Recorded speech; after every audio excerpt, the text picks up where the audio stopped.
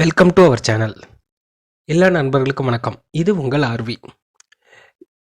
இந்த பார்ட் 3ல என்ன பார்க்க போகிறோம் அப்படின்னா, ஷேர் வந்து எந்தெந்த டைப்பில் வந்து வெளியிடுறாங்க, அதை எப்படி வெளியிடுறாங்க, ப்ரைமரி மார்க்கெட்னா என்ன, செகண்டரி மார்க்கெட்னா என்ன அப்படிங்கிறத பற்றி தெளிவாக பார்க்கலாம். பார்ட் 1 பார்ட் 2வில் பார்த்தீங்கன்னா, பார்ட் 1ல் ஹிஸ்ட்ரியும் என்எஸ்சிபிஎஸ் இன்ட்ரோவும், பார்ட் 2ல் ஷேர்னா என்னங்கிறத பற்றி போட்டிருக்கேன். அதோட லிங்க் வந்து டிஸ்கிரிப்ஷன்லேயும் எண்டு கார்ட்லேயும் கொடுக்குறேன். பார்க்காதவங்க அந்த வீடியோவை பாருங்கள், பயனுள்ளதாக இருக்கும். கண்டினியூவாக பாருங்கள். இதில் கொஞ்சம் ஸ்கிப் பண்ணிங்கனாலும் உங்களுக்கு புரியாமல் போகலாம். வீடியோக்குள்ளே போகலாங்களா? ஒரு நிறுவனர் வந்து அவருக்கு தேவையான நிதியை அவர் என்ன நினைக்கிறாருன்னா, ஷேர்ஸ் விட்டு பங்குகளை பொதுமக்கள்கிட்ட இருந்து அவருக்கு தேவையான மணியை அவர் வந்து வாங்கணும்னு நினைக்கிறாரு. அதுக்கு பேர் தான் பங்கு. போன வீடியோவில் சொல்லியிருப்போம் இல்லைங்களா? இந்த பங்கு எந்த டைப்லலாம் வெளியே விடுறாங்க அப்படின்னு பார்க்கலாம். இவர் வந்து டைரெக்டாக பங்குகள் வந்து வெளியே விட்டுற முடியுமா? முடியாது. இவர் டைரெக்டாக இந்த பங்குகளை வெளியே விட்டுற முடியுமா? முடியாது. அவர் என்ன பண்ணணும் அப்படின்னா, என்எஸ்சியில் போய் என்எஸ்சிஆர் பிஎஸ்சியில் போய் அவருடைய கம்பெனியை வந்து லிஸ்ட் பண்ணணும். லிஸ்ட் பண்ணிவிட்டு அதுக்கப்புறம் தான் அவர் வந்து பங்குகளை வெளியிட முடியும். இந்த பங்குகளை ஃபஸ்ட்டு அவர் வெளியே விடுறதுக்கு பேர் வந்து ஐபிஓ, இனிஷியல் பப்ளிக் ஆஃபர் அப்படின்னு சொல்லுவாங்க. இவர் வந்து என்ன பண்ணுவார்னா, என்னுடைய பங்குகளை வந்து எனக்கு இந்த மாதிரி எனக்கு ஒரு 1 கோடி ரூபா தேவைப்படுது, அதை வந்து நான் 10 ரூபாவை பிரித்து 10 லட்சம் ஷேர்ஸாக நான் வந்து வெளியே விட போகிறேன், எனக்கு அதுக்கு பர்மிஷன் கொடுங்க அப்படின்னு கேட்டார்னா, இவங்க கம்பெனியை வந்து எல்லாமே அவங்க செபியோட நாம்ஸு என்எஸ்சிபிஎஸோட நாம்ஸ் பேஸ் பண்ணி அவங்க எல்லாம் கரெக்டாக இருக்கான்னு செக் பண்ணிவிட்டு, ஓகே இவர் 10 ரூபாய்க்கு இந்த ஷேரை வெளியே விடுறாங்கிறாரு, இந்த 10 ரூபாய்க்கு விடலாமா அப்படிங்கிறதையும் ஒரு சர்வே முன்னாடி எடுத்து அவங்க வந்து ஓகே உங்களுக்கு இந்த 10 ரூபாவில் ஃபேஸ் வேல்யூவில் நீங்கள் வெளியே விடலாம் அப்படின்னு சொல்லுவாங்க. ஃபேஸ் வேல்யூ அப்படின்னா என்ன? அந்த பங்கோட மதிப்பு. ஃபஸ்ட்டு அவங்க வெளியே விட்றாங்க இல்லையா, இந்த பங்கு 10 ரூபா அப்படின்னு சொல்லி விட்றாங்க இல்லையா, அந்த 10 ரூபாங்கிறது அந்த பங்கோட ஃபேஸ் வேல்யூ, முக மதிப்பு அப்படிம்போம். சரிங்களா? இந்த ஐபிஓ வந்து இவர் என்எஸ்சி மூலியமாகவோ பிஎஸ்சி மூலியமாகவோ வெளியே விடுறாரு. வெளியே விட்டதும் பொதுமக்கள்கிட்ட இருந்து பொதுமக்கள் என்ன பண்ணுறாங்க, இந்த கம்பெனியோட நன்மதிப்பை பேஸ் பண்ணியும் இந்த கம்பெனி நல்ல கம்பெனியாக இருக்கும், இது ஃப்யூச்சரில் நல்லா வளரும் அப்படின்ற நம்பிக்கையில் அவங்க அந்த ஷேர்ஸை காசு கொடுத்து வாங்கிக்கிறாங்க. இந்த மாதிரி தான் இவங்களுக்கு போய் மணி சேருது. ஓகேங்களா? இப்போ இந்த ஐபிஓங்கிறது ரிலீஸ் பண்ணுறாரு அப்படின்னா,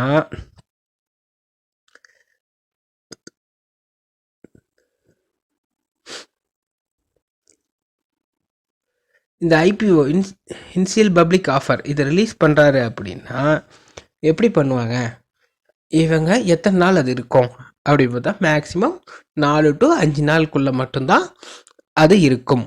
ஆனால் ஐபிஓ வாங்கிறதா இருந்தால் அவங்க வந்து 1 ஷேரு 2 ஷேருன்னு கொடுக்க மாட்டாங்க. அவங்க அதுக்கு ஒரு லாட் ஃபிக்ஸ் பண்ணியிருப்பாங்க. 50 ஷேரு 100 ஷேர்னு குறிப்பிட்ட லாட் ஃபிக்ஸ் பண்ணிக்குவாங்க. 1 லாட்டாக வாங்கணும், 2 லாட்டாக வாங்கணும் அப்படின்னு சொல்லி ஃபிக்ஸ் பண்ணிடுவாங்க. நம்ம வாங்கிறதா இருந்தால் அந்த ஒரு லாட்டை தான் முழுசாக பைசா கொடுத்து வாங்கணும். அதுவும் அப்ளை பண்ணி அவங்க யார் மூலிமா, ப்ரோக்கரேஜ் கம்பெனி மூலிமா நம்ம அப்ளை பண்ணுவோம், பண்ணி ஐபிஓ வாங்கிக்கலாம்.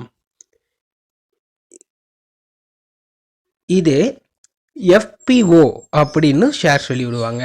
இது யார் விடுவாங்க அப்படின்னா, ஏற்கனவே இது வந்து என்எஸ்சியில் வந்து இல்லாத கம்பெனி வந்து புதுசாக லிஸ்ட் ஆகி அவங்க வந்து ஷேர்ஸ் ரிலீஸ் பண்ணாங்கன்னா அது வந்து ஐபிஓ.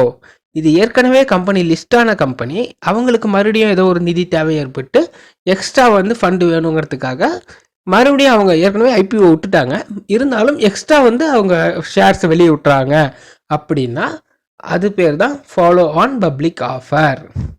இது யாரெல்லாம் விடலாம் அப்படின்னு பார்த்தீங்கன்னா, எல்லாராலையும் விட முடியாது. ஏற்கனவே நல்லா வளர்ந்த கம்பெனி, பெரிய பெரிய கம்பெனிஸால் மட்டும்தான் எஃபிஓ ரிலீஸ் பண்ண முடியும். இதுவும் பேஸ்ட் ஆன் நாம்ஸ் பிரகாரம் வெளியே விடுவாங்க. அடுத்தது ஆஃபர் ஃபார் சேல் அப்படின்னு சொல்லி ஷேர்ஸ் ரிலீஸ் பண்ணுவாங்க. ஆஃபர் ஃபார் சேல்ஸ் அப்படின்னா என்ன அப்படின்னா, ஏற்கனவே ஒரு ஒரு கம்பெனி இருக்குது, அந்த கம்பெனியில் 4-5 பங்குதாரர்கள் இருக்காங்கன்னு வச்சுக்கோங்க. இப்போ ஒரு பங்குதாரர் என்ன நினைக்கிறாரு, அவருடைய இஷ்யூனால அவர் அந்த ஷேர்ஸ் எல்லாம் வெளியே கொடுத்துட்டு இந்த கம்பெனி விட்டு விளைவிக்கலாம் அப்படின்னு நினைக்கிறாரு. அப்போனா அவர் என்ன பண்ணுவார், டைரெக்டாக இந்த பங்குகளை பொதுமக்களுக்கு விநியோகிச்சிடுவார். அதுவும் ஐபிஓ மூலியமாக தான் வரும். ஆனால் இது என்ன அப்படின்னா ஒரே ஒரு நாள் மட்டும்தான் இருக்கும். இனிஷியல் பப்ளிக் ஆஃபரும் ஃபாலோ ஆன் பப்ளிக் ஆஃபரும் 4 to 5 நாள் ஓப்பனில் இருக்கும். ஆஃபர் ஃபார் சேல் மட்டும் ஒரே ஒரு நாள் தான் இருக்கும். இது ஆஃபர் ஃபார் சேலுங்கிறது எப்பயாச்சும் தான் நடக்கும். சரியா? உங்களுக்கு இது கொஞ்சம் தெளிவாக புரிஞ்சிருக்கும்னு நினைக்கிறேன். ப்ரைமரி மார்க்கெட்னா என்ன, செகண்டரி மார்க்கெட்னா என்ன அப்படிங்கிறத பார்த்துடலாம். ஃபஸ்ட்டு இப்போ ஐபிஓ ரிலீஸ் பண்ணுறாங்க இல்லையா, அந்த ரிலீஸ் பண்ணதை பொதுமக்கள் வாங்கி வச்சுக்கிறது ப்ரைமரி மார்க்கெட். ஏன்னா அவங்க கம்பெனிலேருந்து விட்டுட்டாங்க, அதை நம்ம வாங்கி வச்சுக்கிட்டோம். வாங்கி வச்சுக்கிட்ட வாட்டி அதை யாருக்காச்சும் விற்கணும் இல்லையா, விற்றா தானே நமக்கு லாபம். எனக்கு கொஞ்ச நாள் வரைக்கும் நான் வச்சுருந்த வாட்டி அதை நான் கம்பெனி லாபத்தில் போகக்குள்ள என்னோடய ஷேரோட மதிப்பும் மேலே ஏறிடுது. மேலே ஏறும் பட்சத்தில் அதை நான் விற்று லாபம் பார்க்கணுன்னு நினைக்கிறேன். அப்போ அதை நான் விற்கணும் இல்லையா, அதுதான் செகண்டரி மார்க்கெட். அதாவது ஃபஸ்ட்டு வாங்கி வச்சது ப்ரைமரி மார்க்கெட், அதை எடுத்துகிட்டு போய் விற்கிறோம். விற்றா நம்ம கம்பெனிக்கிட்டே விற்க முடியும் இல்லை, நம்மக்கிட்ட இருந்து இன்னொரு பொதுமக்கள் தான் வாங்க போகிறாங்க. பொதுமக்கள் டு பொதுமக்கள் போணுச்சுன்னா அது செகண்டரி மார்க்கெட், கம்பெனி டு பொதுமக்களுக்கு வந்துச்சுன்னா ப்ரைமரி மார்க்கெட். அவ்வளோதாங்க. உங்களுக்கு இது சிம்பிளாக புரிஞ்சிருக்குன்னு நினைக்கிறேன். இதில் ஏதாச்சும் டவுட் இருந்தாலோ இல்லை தப்பாக இருக்குது, நீங்கள் இன்னும் சொல்கிறது சரியில்லை, இப்படி சொல்லுங்கள் அப்படி சொல்லுங்கன்னு ஏதாச்சும் கருத்துக்கள் இருந்தாலும் மறக்காமல் உங்கள் கமெண்ட் செக்ஷனில், கீழே இருக்கிற கமெண்ட் செக்ஷனில் போடுங்க. லைக் பண்ணுங்கள், பிடிச்சிருந்தா கண்டிப்பாக லைக் பண்ணுங்கள். ஷேர் மார்க்கெட் கற்றுக்கணும்னு நினைக்கிறவங்கள ஷேர் பண்ணுங்கள். நன்றி.